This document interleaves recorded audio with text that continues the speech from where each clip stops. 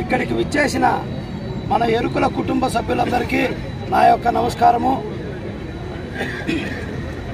ఒక 2 రోజుల్లో అనుకొని 2 రోజుల్లో ఇంతమంది ఎరుకులు ఇక్కడ ఇది ఏర్పాటు చేయడము, ఈ యొక్క సభ చాలా సక్సెస్ కావడము, అలాగే మా ఎరుకుల కులస్తుల యొక్క విధి విధానాలు ఏంటంటే బాతులు మేపుకునే వాళ్ళు ఉన్నారు, పందులు మేపుకునే వాళ్ళు ఉన్నారు, తట్టా బుట్ట అల్లుకునే వాళ్ళు ఉన్నారు.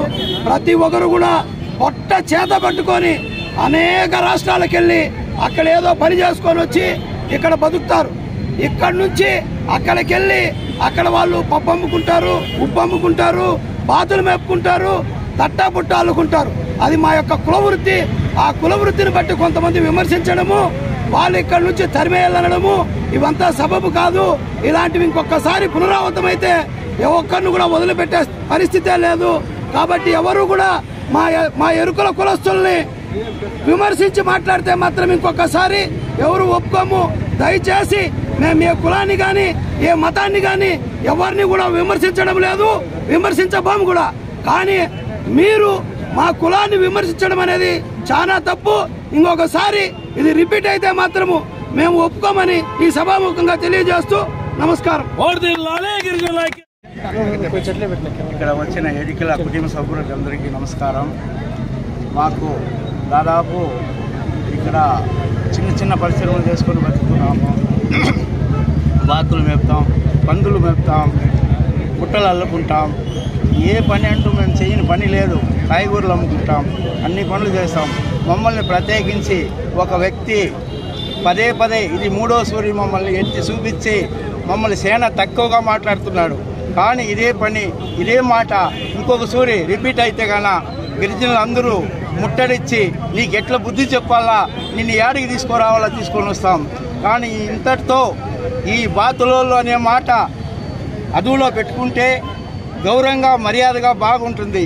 డబ్బు ఉంది, హోదా ఉంది, మనిషి బాగుండామనేసి చింతపరిచి మాట్లాడడము, జనాలని తక్కువ చేసి మాట్లాడితే ఇంకొక సూరిగాన ఇదే మాట మాకు 10 మందిలో వినబడితే కంపల్సరీ ముట్టడిచ్చేది ఖాయం.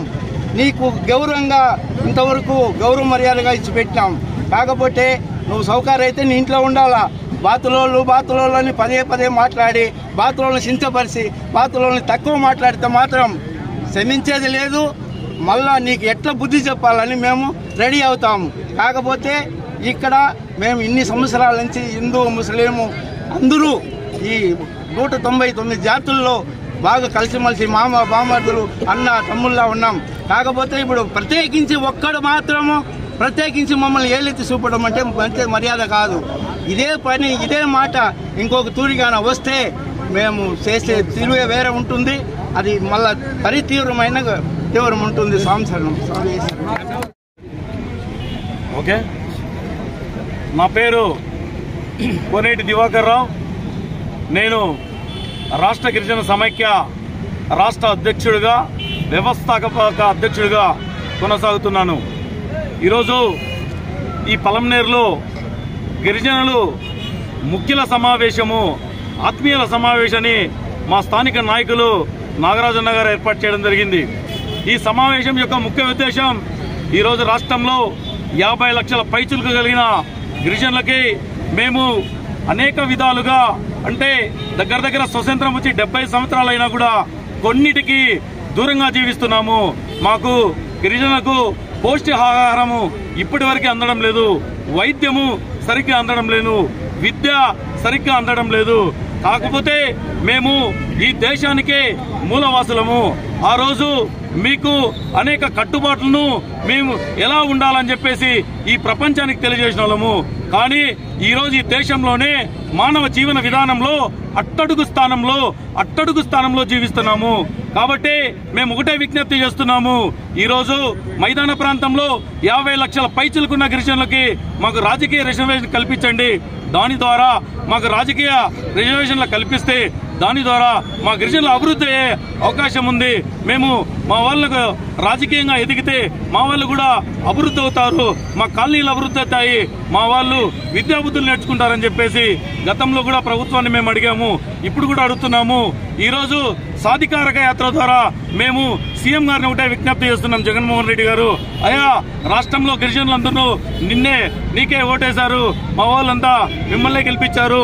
ఈసారి మాకు మైదాన ప్రాంతంలో ఒక రాజకీయ అవకాశాలు కల్పించాలని చెప్పేసి కూడా మేము డిమాండ్ చేస్తున్నాము. కాబట్టి ఈ ఆదివాసీలను ఈరోజు మీరే హక్కును చేర్చుకొని ఈ ఆదివాసీలను రాష్ట్ర వ్యాప్తంగా ఉన్న అందరినీ ఒక తాటిపైకి తీసుకొచ్చి మేము కూడా సమాజంలో అందరితో సమానంగా ఉండాలని చెప్పేసి కోరుకుంటున్నాము. అదేవిధంగా రాజకీయ రిజర్వేషన్లే కాదు, ఈరోజు మేము మాకున్న రిజర్వేషన్లు 7%, దీన్ని 15% పెంచాలని చెప్పేసి కూడా ఈరోజు మేము డిమాండ్ చేస్తున్నాము. కాబట్టి ఈ సమావేశం ద్వారా మేము ప్రభుత్వాన్ని విజ్ఞప్తి చేసేదేమంటే 7% ఉన్న రిజర్వేషన్ ని 15% పెంచండి. మైదాన ప్రాంతంలో ఉన్న గిరిజనులు 50 లక్షల పైచులకు గిరిజనులకి మైదాన ప్రాంతంలో రాజకీయ రిజర్వేషన్లు కల్పించండి, పౌష్టికాహారాన్ని అందించండి, విద్యను అందించండి అని చెప్పేసి విజ్ఞప్తి చేస్తున్నాం. జై భీమ్, జై భారత్, జై ఏకలవ్య.